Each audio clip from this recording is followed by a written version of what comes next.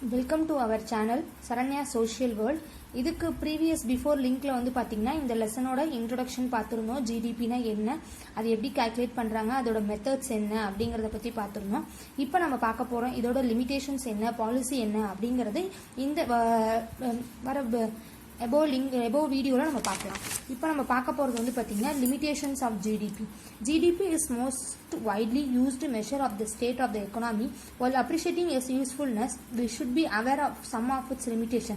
அதாவது நமக்குன்னு பார்த்தீங்கன்னா ஒரு சில லிமிடேஷன்ஸ் இருக்குது. அது என்னென்ன இப்போ பார்த்தீங்கன்னா செவரல் கூட்ஸ் அண்ட் சர்வீசஸ்க்கு வந்து பார்த்தீங்கன்னா லெஃப்ட் அவுட் ஆஃப் ஜிடிபி கால்குலேட்டே பண்ண முடியாது. அந்த மாதிரி ஒரு இம்பார்ட்டன்ட் கூட்ஸ்லாம் இருக்குது. அதுக்கு ஃபார் எக்ஸாம்பிள் இப்போ பேரண்ட்ஸ் வந்து பார்த்தீங்கன்னா சில்ட்ரன்ஸ் மேலே அஃபெக்ஷனாக இருப்பாங்க, அவங்க அந்த சர்வீசஸை வந்து நம்ம ஆட் பண்ண முடியாது. அதே மாதிரி ஏர் வந்து பார்த்தீங்கன்னா நமக்கு ஒரு வைட்டல் ரோல், நம்மளோட ஹெல்த்தி லைஃப்க்கு மெயின் இம்பார்ட்டன்ட் ஏர். அப்போ அதையும் வந்து பார்த்தீங்கன்னா நமக்கு ஜிடிபியில் ஆட் பண்ண முடியாது அப்படின்னு சொல்லியிருக்காங்க. அதே மாதிரி செகண்ட் ஒன் என்ன சொல்லியிருக்காங்கன்னு பார்த்தீங்கன்னா GDP measures only quantity but not quality. அதாவது 1970 வந்து பார்த்தீங்கன்னா ஸ்கூல்ஸ் அண்ட் பேங்க்லாம் வந்து பார்த்தீங்கன்னா நமக்கு பால் பாயிண்ட் பென் வந்து பார்த்தீங்கன்னா பெர்மிஷன் கிடையாது, யூஸ் பண்ணக்கூடாது. அப்புறம் கொஞ்சம் கொஞ்சமாக வரும்போது எதனாலனா அதோட குவாலிட்டி புவராகவே இருந்தது. ஆனால் அதுக்கப்புறம் கொஞ்ச நாள் கழிச்சு குவான்டிட்டி இன்க்ரீஸ் ஆச்சு, ஆனால் குவாலிட்டி நமக்கு எந்த ஒரு இம்ப்ரூவும் இல்லை அப்படிங்கிறத பற்றி சொல்லியிருக்காங்க.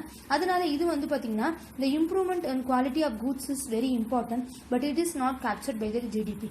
அது வந்து நமக்கு ஜிடிபியில் அதை கேப்சர் பண்ணவே இல்லை அப்படிங்கிறத சொல்லியிருக்காங்க.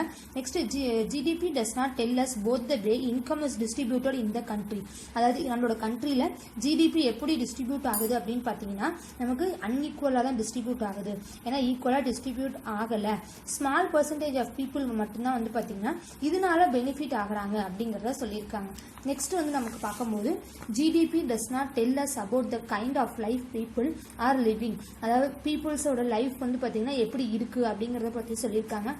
அதுல வந்து பாத்தீங்கன்னா அவங்களோட very low health condition of people, அதாவது அவங்களுக்கு வந்து பாத்தீங்கன்னா ஹெல்த் கண்டிஷன் ப்ராப்பரா இருக்காது. இதெல்லாம் வந்து பாத்தீங்கன்னா high suicide rate, high pollution, இதெல்லாம் எதுவுமே வந்து பாத்தீங்கன்னா ஜிடிபியில் நம்ம சொல்ல மாட்டோம் அப்படின்னு சொல்லியிருக்காங்க. நெக்ஸ்ட் நம்ம பார்க்க போகிறது composition of gross domestic product. இதில் வந்து 3 டைப்ஸ் இருக்குது. ஒன்று primary sector, secondary sector, another ஒன்று டெரிட்டரி செக்டார்.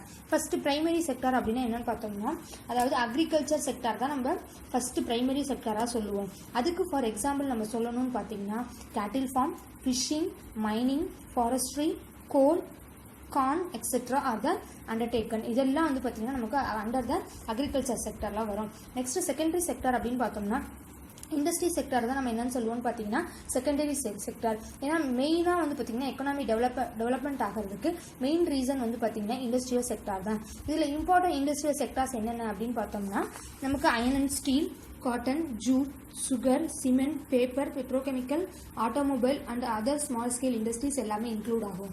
நெக்ஸ்ட் நம்ம பார்க்கும்போது டெரிட்டரி செக்டார். டெரிட்டரி செக்டார் அப்படின்னா பார்த்தோம்னா government banks, scientific research, transport communication, trade, postal, telegraph, education, entertainment, health care and information technology etcetera. நம்ம சொல்லணும்னா எல்லாமே சொல்லிக்கிட்டே இருக்கலாம். இது எல்லாமே இதில் வரும்னு பார்த்தீங்கன்னா டெரிட்டரி செக்டார்லாம் வருது. Next contribution of different sectors in GDP of India. ஜிடிபியில் வந்து பார்த்தீங்கன்னா gross value added, current price எவ்வளோ இருக்குது, அது நமக்கு என்ன செக்டார்லேருந்து மெயினாக கிடைக்குது, எதுலேருந்து எவ்வளோ ஷேர் கிடைக்கிறது அப்படிங்கிறத சொல்லியிருக்காங்க. அதில் வந்து பார்த்தீங்கன்னா இந்தியா தான் வந்து பார்த்தீங்கன்னா second largest producer of agriculture ப்ராடக்ட்டுக்கு செகண்ட் லார்ஜஸ்ட் ப்ரொடியூசராக இருக்குது. அதே மாதிரி இண்டஸ்ட்ரியல் செக்டார் நம்ம பார்க்கும்போது 6th பிளேஸில் இருக்குது. சர்வீஸ் செக்டார் அதே மாதிரி இந்தியாவில் பார்க்கும்போது 8th பிளேஸில் இருக்குது அப்படிங்கிறத சொல்லியிருக்காங்க. ஆனால் நமக்கு மெயினாக எதில் இருந்துன்னா இது 3லேருந்து நமக்கு அதிகமாக இருக்குது. அதே மாதிரி இந்தியன் எக்கனாமிக் வந்து ஹையராக நமக்கு கிடைக்கிறது வந்து பார்த்தீங்கன்னா நமக்கு அக்ரிகல்ச்சர்லேருந்து தான் கிடைக்குது. அதே மாதிரி லோயராக கிடைக்குதுன்னு பார்த்தீங்கன்னா நமக்கு இண்டஸ்ட்ரி அண்ட் சர்வீஸ் செக்டாராக வந்து பார்த்தீங்கன்னா லோயர் தென் த வேர்ல்டு ஆவரேஜில் 30% வந்து இண்டஸ்ட்ரியல் செக்டாருக்கும் 63 வந்து பார்த்தீங்கன்னா சர்வீஸ் செக்டாருக்கும் நமக்கு இருக்குது அப்படின்னு சொல்லியிருக்காங்க.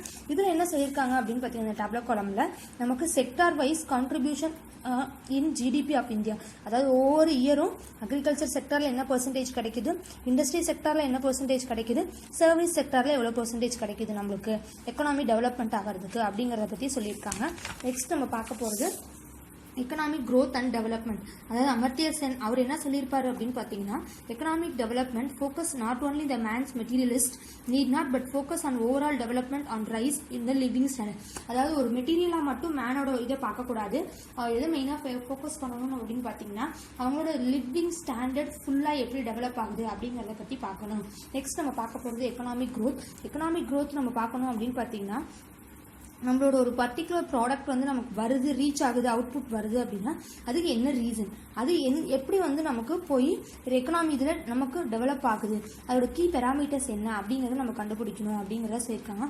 ஃபார் எக்ஸாம்பிள் நமக்கு சொல்லியிருக்காங்க இந்தியாவில் வந்து பார்த்தீங்கன்னா 2.8 ட்ரில்லியன் US வந்து பார்த்தீங்கன்னா நமக்கு 6th in global, whereas GDP United States of America in 9.3 trillion USD and ranked 108. அதாவது நமக்கு என்ன ரேங்க்ல இருக்கு அப்படிங்கிறத சொல்லியிருக்காங்க.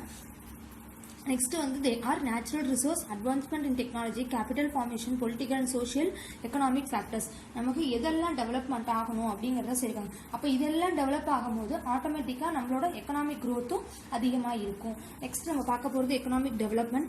எக்கனாமிக் டெவலப்மெண்ட் அப்படின்னா என்னன்னு கொடுத்துருக்காங்க. இதில் வந்து பார்த்தீங்கன்னா ஒரு ப்ரொடக்ஷன் லெவலை இன்க்ரீஸ் பண்ணால் மட்டும்தான் நமக்கு அவுட்புட் அதிகமாக கிடைக்கும். அப்போ நமக்கு அவங்களோட லிவிங் ஸ்டாண்டர்ட் இன்க்ரீஸ் ஆகும், அவங்களோட எக்கனாமி இன்க்ரீஸ் ஆகும். ஒரு சிட்டிசனுக்கு நமக்கு இதெல்லாம் நடக்கணும்.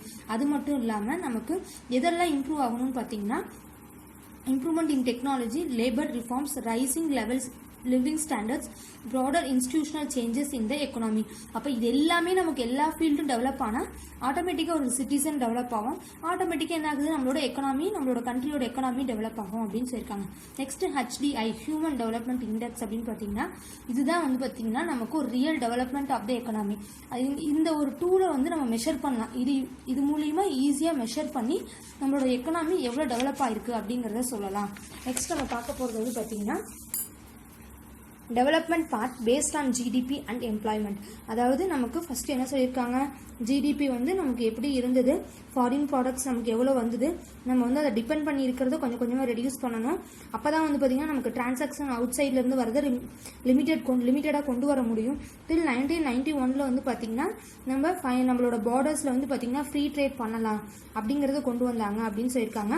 அதுக்கப்புறம் ட்ரஸ்ட் அப்படின்னு பார்த்திங்கன்னா இந்த 5 year பிளான் மூலிமா நமக்கு பாப்புலேஷன் இன்க்ரீஸ் ஆக ஜாப் வந்து லேக் ஆச்சு. அப்போ ரூரல் டெவலப்மெண்ட்டில் இருக்க அந்த ரூரல் வில்லேஜஸ்லாம் வந்து பார்த்திங்கன்னா நமக்கு டெவலப் ஆகணும். அப்போ அதுக்கு இம்பார்ட்டன்ஸ் கொடுக்கணும் அப்படிங்கிறத யோசிச்சாங்க. நெக்ஸ்ட் பாவர்ட்டி அப்படின்னு பார்த்தீங்கன்னா இது பிரிட்டிஷ் ரூலில் இருக்கும் போதே நமக்கு பாவர்ட்டி அப்படிங்கிறது ஒன்று இருந்தது, அதை வந்து டெஸ்ட்ராய் பண்ணணும் அப்படின்னு சொன்னாங்க. நெக்ஸ்ட்டு பப்ளிக் செக்டர் கண்டிப்பாக சிக்னிஃபிகண்ட்டாக இம்பார்ட்டன்ஸ் இருக்கும். As well as private sector நமக்கு பார்க்கும்போது அவங்களுக்கு நிறைய ரெகுலேஷன்ஸ் அண்ட் ஸ்டாண்டர்ட்ஸ் இருந்தது. அப்போ கவர்மெண்ட் நம்ம பார்க்கும்போது எல்லாருமே பீப்புள்ஸ் என்ன பண்ணாங்க, டுவர்ட்ஸ் எதை இது பண்ணாங்கன்னு பார்த்தீங்கன்னா ப்ரைவேட் செக்டர் அதிகமாக போக ஆரம்பித்தாங்க. அதே மாதிரி நெக்ஸ்ட் நமக்கு என்ன சொல்லியிருக்காங்க அப்படின்னு பார்த்தீங்கன்னா இது India has sustained rapid growth of GDP or most of the land towards decades leading to the rising per capital income and reduction of the absolute poverty. அதாவது நமக்கு பெர் கேபிட்டல் இன்கம் எப்படி calculate பண்ணுவோன்னு தெரியும். அப்போ 12 yearsக்கு நம்ம பார்க்கும் போது அது அப்படியே டபுள் ஆச்சு அப்படிங்கிறத சொல்லியிருக்காங்க. நெக்ஸ்ட் லைஃப் எக்ஸ்பெக்டன்சி அப்படின்னு பார்த்தோம்னா 65 yearsல எவ்வளோ பேர் இருக்காங்க, அண்டர் 5% எவ்வளோ, அதை வந்து நம்ம இலிட்ரஸி ரேட் எவ்வளோ பேர் இருக்காங்க, லோ மிடில் கிளாஸ் இன்கம் எவ்வளோ இருக்காங்க, இது எல்லாமே நமக்கு கால்குலேட் பண்ணணும். நெக்ஸ்ட் வந்து நம்ம சொல்லியிருக்காங்க இந்தியாவில் வந்து பார்த்திங்கன்னா நமக்கு நிறைய கண்ட்ரிஸை பார்க்கும்போது டிஃப்ரெண்ட் பாத் வேரியஸ் நிறைய பாத் யூஸ் பண்ணுறாங்க. அதை ஃபாலோ பண்ணி நமக்கு இந்தியாவிலையும் யூஸ் பண்ணணும். நெக்ஸ்ட் வந்து பார்க்கும்போது more quickly from agriculture to service then to the less tightly regulated then heavy industry. அதாவது ஹெவி இண்டஸ்ட்ரீஸை கம்பேர் பண்ணும்போது அக்ரிகல்ச்சரை வந்து பார்த்திங்கன்னா நமக்கு டைட்டாக நம்ம அதை பிடிச்சி அதுலேருந்து நம்ம ஃபாலோ பண்ண ஆரம்பிக்கணும் அப்படின்னு சொல்லியிருக்காங்க. நெக்ஸ்ட் நம்ம பார்க்க போகிறது ஃபேக்டர்ஸ் சப்போர்ட்டிங் இந்தியன் டெவலப்மெண்ட். அதாவது fast growing population of work age 700 million Indians under the age of 35. அதாவது under the age of 35 கண்டரில் இருக்கவங்க 700 million people இருக்காங்க. அவங்க எல்லாருமே ஒர்க் பண்ணணும் அப்படிங்கிறது பண்ணுறாங்க. அப்போ அங்கே வந்து பாப்புலேஷன் எவ்வளோ இருக்காங்க, 58லேருந்து 64% நமக்கு இன்க்ரீஸ் ஆகுது அப்படிங்கிறதே சொல்லியிருக்காங்க. ஆனால் இந்தியாவில் வந்து பார்த்திங்கன்னா ஸ்ட்ராங்காக லீகல் சிஸ்டம் ஒன்று ஃபாலோ பண்ணுறாங்க. ப்ரைவேட் கம்பெனிஸ்லாம் வந்து பார்த்திங்கன்னா நமக்கு அவங்களுக்கு இங்கிலீஷ் நாலேஜ் இருக்கணும், இங்கிலீஷ் ஸ்பீக்கிங் நாலேஜ் இருக்கணும். அதே மாதிரி இது எல்லாமே இருந்தால் மட்டும்தான் ஐடி இன்ஃபர்மேஷன் டெக்னாலஜி அங்கே வந்து பார்த்திங்கன்னா இதை தான் ஃபஸ்ட்டு ப்ரிஃபர் பண்ணுறாங்க. வேஜ் காஸ்ட் வந்து அதே மாதிரி லோவாக இருக்கும் இந்தியாவில் அப்படிங்கிறத சொல்லியிருக்காங்க. இந்திய எக்கனாமி வந்து பார்த்தீங்கன்னா சக்ஸஸ்ஃபுல்லாக டெவலப் ஆச்சு. Developed high advanced and attractive clusters, அதாவது கொஞ்சம் கொஞ்சமாக அட்வான்ஸ்டாக மாற மாற மாற நமக்கு அட்ராக்ட் பண்ண ஆரம்பிச்சிச்சு. அப்படி ஃபார் எக்ஸாம்பிள் தான் நமக்கு என்ன சொல்லியிருக்காங்கன்னா பெங்களூர். இப்போ பெங்களூர் வந்து பார்த்தீங்கன்னா நமக்கு சாஃப்ட்வேர் பிஸ்னஸ் இண்டஸ்ட்ரி இதாக மாறிச்சு. அங்கே வந்து பார்த்தீங்கன்னா நமக்கு எல்லாத்தையும் அட்ராக்ட் பண்ணி பீப்புள்ஸ் எல்லாம் அங்கே போக ஆரம்பிச்சாங்க. அப்போ அது வந்து அவங்களுக்கு ஒரு மெயின் அட்வான்டேஜாக இருந்தது அப்படிங்கிறத சொல்லியிருக்காங்க. நெக்ஸ்ட் நம்ம பார்க்க போகிறது growth of GDP and economic policies. இதில் வந்து பார்த்தீங்கன்னா நமக்கு நிறைய எக்கனாமிக் பாலிசிஸ் இருக்குது கவர்மெண்ட்டில். அதில் என்னென்ன ஒரு 4 கொடுத்துருக்காங்க நமக்கு. First one agriculture policy. Agriculture policy அப்படின்னா என்னன்னு பார்த்தோன்னா, ஒரு அக்ரிகல்ச்சர் நமக்கு இருக்கணும் அப்படின்னா அதுக்கு என்னென்ன பாலிசிஸ் இருக்குது. அதாவது ஃபர்ஸ்ட் வந்து பார்த்தீங்கன்னா கவர்மெண்ட் தான் ஃபுல்லாக டெசிஷன் முடிவு எடுப்பாங்க அப்படின்னு சொல்லியிருக்காங்க. அதை ரிலேட் பண்ணதான் வந்து பார்த்தீங்கன்னா டொமஸ்டிக் அக்ரிகல்ச்சர், அதை இம்போர்ட் பண்ணுவாங்க ஃபாரின் கண்ட்ரிஸ்க்கு. இது எல்லாமே கவர்மெண்ட்டோட டெசிஷன் முடிவில் மட்டும்தான் இருக்குது. அவங்க வந்து கரெக்டாக டெசிஷன் எடுக்கும் போது கண்டிப்பாக வந்து பார்த்திங்கன்னா அது வந்து நல்ல ப்ராடக்ட் நமக்கு போய் ரீச் ஆகும் அப்படின்னு சொல்லியிருக்காங்க. Next some of the agriculture policies நமக்கு சொல்லியிருக்காங்க. அதில் வந்து பார்த்திங்கன்னா price policy, land reform, green revolution, irrigation, food, agricultural labour policy, cooperative policy, இதெல்லாம் வந்து பார்த்தீங்கன்னா சம் ஆஃப் த அக்ரிகல்ச்சர் பாலிசியாக நமக்கு இருக்குது. நெக்ஸ்ட் நம்ம பார்க்க போகிறது இண்டஸ்ட்ரியல் பாலிசி. இது வந்து பார்த்தீங்கன்னா இண்டஸ்ட்ரியல் பாலிசி வந்து பார்த்தீங்கன்னா நம்மளோட எக்கனாமி டெவலப்மெண்ட்க்கு மெயின் இம்பார்ட்டண்டாக இருக்குது. இது வந்து பார்த்தீங்கன்னா இண்டஸ்ட்ரி பாலிசிஸ் மூலிமா நமக்கு ரிசர்ச் அண்ட் டெவலப்மெண்ட் ஃபீல்டு வந்து நல்லாவே இன்க்ரீஸ் ஆச்சு. அப்போ அதெல்லாம் அதுக்கு வந்து பார்த்தீங்கன்னா some of the industry policies இருக்குது. அது என்னென்ன பாலிசிஸ் அப்படிங்கிறத கொடுத்துருக்காங்க. Textile industry policy, sugar policy, price policy of industrial growth, small scale industrial policy and industrial labor policy.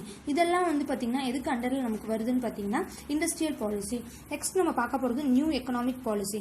New economic policy அப்படின்னு என்னென்னு கொடுத்துருக்காங்கன்னா, இது ஒரு தனியாக சிக்னிஃபிகண்ட் பாலிசி. இது 1990s கொண்டு வந்தாங்க. இதுக்கு அனதர் நேம் தான் வந்து பார்த்தீங்கன்னா எல்பிஜி. எல்பிஜினா லிபரலைசேஷன், பிரைவேட்டைசேஷன், குளோபலைசேஷன். மெயினாக நமக்கு இந்த மாடல் ஃபார்ம் ஆகிறதுக்கு இந்த எல்பிஜி தான் நமக்கு யூஸ் ஆச்சு. அப்போ நம்ம எல்பிஜி இதை ஃபாலோ பண்ணணும்னா நம்மளோட கண்ட்ரி நல்லாவே டெவலப் ஆகும். பிக்கஸ்ட் எக்கனாமியாக நமக்கு வேர்ல்டு லெவலில் நமக்கு டெவலப் ஆகும் அப்படிங்கிறத சொல்லியிருக்காங்க. இதில் வந்து பார்த்தீங்கன்னா சம் அதர் பாலிசிஸ் இந்தியாவில் இருக்குது. அது என்னென்ன பாலிசின்னு பார்த்தீங்கன்னா trade policy, employment policy, currency and banking policy, fiscal monetary policy, wage policy and population policy. அதாவது இந்த 3 வந்து பார்த்திங்கன்னா நமக்கு டீட்டெயிலாக எக்ஸ்பிளைன் பண்ணியிருப்பாங்க. அது இல்லாமல் நமக்கு சம் அதர் பாலிசிஸ் வந்து நமக்கு என்னென்ன பாலிசி அப்படிங்கிற நேம் மட்டும் கொடுத்துருக்காங்க. Next GDP growth of India. அதாவது இந்தியாவில் நமக்கு எந்த அளவுக்கு growth இருந்தது அப்படின்னு சொல்லியிருக்காங்க. ஃபர்ஸ்ட்டு வந்து பார்த்திங்கன்னா மெயினாக நமக்கு சொல்லணும் அப்படின்னு பார்த்தீங்கன்னா எக்கனாமிக் growth ஸ்டோரி நமக்கு எதுலேருந்து பார்த்துருக்கோம் அப்படின்னு பார்த்தீங்கன்னா 1990 வந்து பார்த்திங்கன்னா ஸ்டெடியாக இருந்தது, ஸ்டேபிளாக இருந்தது. ஆனால் கொஞ்சம் நிறைய ஃப்ளக்சுவேஷன்ஸும் நமக்கு இருந்தது. அது 2 மேஜராக நம்ம சொல்லணும் அப்படின்னு பார்த்தீங்கன்னா demonetisation and the goods and services tax. இது ரெண்டுனால வந்து பார்த்தீங்கன்னா நமக்கு அப்பப்போ ஃப்ளக்சுவேஷன்ஸ் இருந்தது. அது என்னென்ன பீரியடில் எப்படி ஃப்ளக்சுவேஷன்ஸ் இருந்தது அப்படிங்கிறத சொல்லியிருக்காங்க. அதே மாதிரி according to the IMF, the World Economic Outlook, GDP growth rate of India is 2018 is projected at 7.3% and India is the 5th fastest growing nation. அதாவது நமக்கு இந்த ஃப்ளக்சுவேஷன் இருந்தாலும் ஃபாஸ்ட் க்ரோயிங் நேஷன் அப்படிங்கிற இதில் வந்து பார்த்திங்கன்னா 5th பிளேஸில் நமக்கு இருக்குது. ஜஸ்ட் பிஹைண்ட் த பங்களாதேஷ்க்கு முன்னாடி நமக்கு இருக்குது அப்படிங்கிறத சொல்லியிருக்காங்க. இந்த லெசன் இதோட ஃபினிஷ் ஆயிடுச்சு. இதோட எவாலுவேஷன் பார்ட் என்னோட லிங்க்கில் இருக்குது. என்னோட வீடியோ உங்களுக்கு பிடிச்சிருந்தது அப்படின்னா என்னோட சேனலை சப்ஸ்கிரைப் பண்ணுங்கள். தேங்க்யூ ஃபார் வாட்சிங்.